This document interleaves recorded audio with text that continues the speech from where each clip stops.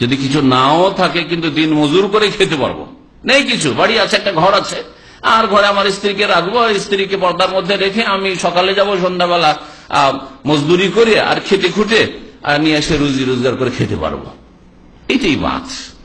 যৌন ক্ষমতার সাথে সাথে আপনার হিম্মত আছে, সাহস আছে যে আমি আমার স্ত্রীকে খাওয়াইতে পারবো, আমার ঘরে দু চারটা বাচ্চা ছেলে মেয়ে হইলেও খাওয়াইতে পারবো, আল্লাহর উপর তাওয়াক্কুল ভরসা রেখে আপনার এই সাহস রয়েছে যে আমি মেহনত পরিশ্রম করে খেতে পারবো। মানে যদি এই ক্ষমতা থাকে বিয়ে শাদীর, তাহলে অবশ্যই যেন যুবকরা বিয়ে করে নেই। তো যুবকদের জন্য নবী করিম সাল্লাল্লাহু আলাইহি ওয়াসাল্লাম উপদেশ অবশ্যই যেন বিয়ে করে। কেন? ফাইন্নাহু আগাদুল বাসার, বিয়ে শাদী করলে দৃষ্টি নেমে যাবে, দৃষ্টি নিচে হয়ে যাবে, কারণ আমার ঘরেই আছে, প্রয়োজনে কি এদিক ওদিক তাকান, আর এদিক ওদিক তাকিয়ে লাভ দেয় কি? তাকিয়ে ফেল ফেল করে তাকিয়ে থেকে যাবেন, শেষখানে আক্ষেপের সাথে দৃষ্টি ফিরিয়ে নিতে হবে, কিছুই পেলেন না। সুতরাং যারা অন্য মহিলার দিকে বা যুবতীদের তাকায়, ওদের মতো নির্বোধ বোকা লোক কেউ নেই, কিছুই পেল না, হা করে তাকিয়ে থেকে গেল। কি পেলেন আপনি? কিছু তো পেলেন না। আরো অশান্তি, আপনার যে মনের জ্বালা, আসলে নির্বোধ বুঝে না কিছু, তাকিয়ে পরে তাকার পরে মনে যে জ্বালা সৃষ্টি হইল, সেই জ্বালার তো আর ক্ষুধা, এই যে পিঠের জ্বালা যেমন হয়তো মনের জ্বালা, এই জ্বালা দূর করার তো কোনো কিছু পেল না, কিছুই পেল না, আরো জ্বালা দাও দাও করে জ্বলতে থাকলো।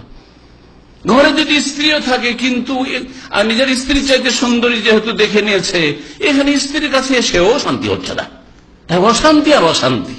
আর যদি স্ত্রী ঘরে না থাকে, অথবা স্ত্রী আছে কিন্তু দূরে আছে, সাথেও রাখতে পারি না, তাহলে অশান্তি আর অশান্তি ছাড়া কিছু নেই।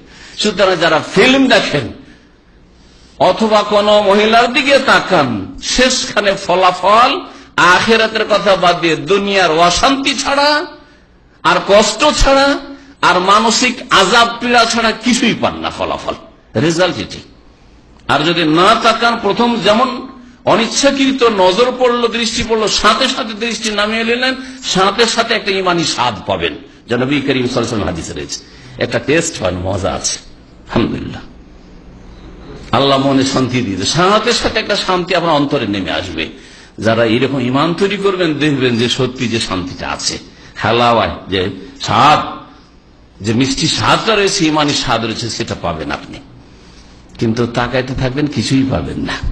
তাকে ফিরে চলে আসলেন আর আগুন লেগে থেকে গেল, মনের মধ্যে আগুন, আর যৌন ক্ষুধায় আগুন, আর এই আগুন নিয়ে সারা রাত আর ঘুম আসছে না। কি করবেন তখন? বাথরুমে যাচ্ছেন আসছেন, আর তাও থামতে পারছেন না, তখন শুরু করে হস্তমৈথুন, কিছুই না পেলে হস্তমৈথুন। বেশ কিছু যুবকরা আজকাল প্রশ্ন করে যে আমি জেনা থেকে বাঁচার জন্য বা সমকামিতা থেকে বাঁচার জন্য যদি হস্তমৈথুন করি, মানে গুনাহে পাপ থেকে বাঁচার জন্য, বড় পাপ থেকে বাঁচার জন্য এই ধরনের হস্তমৈথুনের পাপ করব, জায়েজ কি না জায়েজ না? কারণ সেটাও সীমা লঙ্ঘন। আল্লাহ বলছেন স্ত্রী ছাড়া,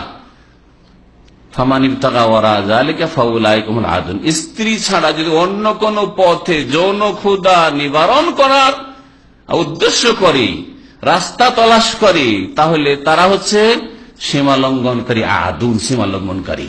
আর সীমা লঙ্ঘনকারীর স্তর বিভিন্ন হইতে পারে, কিন্তু গুনাহগার সকলে। সুতরাং কোন যুবকের জন্য, কোন পুরুষের জন্য হস্তমৈথুন জায়েজ নাই। আর যারা এদিক সেদিক তাকায়, মহিলাদের দিকে অথবা মহিলাদের ছবির দিকে, ফিল্ম দেখতে থাকে, তাদের এই অশান্তি ছাড়া আর কিছুই পায় না তারা। দুনিয়াতে অশান্তি, আর আখিরাতেও যখন আল্লাহ পাকের আযাব হবে, অশান্তি আর অশান্তি। আগাদুল বাসার, বিয়ে করলে চক্ষু নিচে হয়ে যাবে, ওয়াহসানুল ফারজ, আর লজ্জাস্থান সুরক্ষিত হয়ে যাবে, আপনার কখনো চারিত্রিক পদস্খলন ঘটবে না। ওমান লাম ইয়াস্তাতি, আর বিয়ে যদি নাই করতে পারো অথবা স্ত্রীর সাথে নাই রাখতে পারো, ফালাইহি বিসসাম, রোজা রাখো। রোজা রাখলে যে মানসিক শান্তি পাবে, অন্তরের শান্তি, মনের শান্তি হাসিল হবে। আর তাতে শরীরে বেশি বেশি খাবার ঢুকলে যে যৌন চাহিদা বেড়ে যায়, সেটাও কমে আসবে, যার ফলে আর তোমার দ্বারা গুনাহ হওয়ার আশঙ্কা থাকে না, তেমন গুনাহ সম্ভাবনা কমে চলে আসছে। ফাইন্নাহু লাহু বিজাউন, রোজা রাখলে যৌন চাহিদাকে চূর্ণ করে দেয় এই রোজাতে। কিন্তু এটা ক্ষণস্থায়ী চূর্ণ করে, স্থায়ীভাবে যদি চূর্ণ বিচূর্ণ করি, তাহলে ভবিষ্যতে আপনার খারাপ হয়ে যেত, ভবিষ্যতে আপনি অকিজ হয়ে যেতেন, অযোগ্য হয়ে যেতেন, স্ত্রীর কাছে কোনোদিন বিয়ে করে যেতে পারতেন না। রোজা, রোজা দ্বারা এটা হয় না। রোজা দ্বারা ক্ষণিকের জন্য যতদিন পর্যন্ত আপনি স্ত্রীর কাছে যাওয়ার ক্ষমতা হচ্ছে না, ততদিন পর্যন্ত আপনার যৌন চাহিদাকে দমন করে রাখবে। এই হচ্ছে সহিহ বুখারী মুসলিমের হাদিস। এই হচ্ছে যুবকদের জন্য উপদেশ। যুবকদের জন্য সুসংবাদ রয়েছে।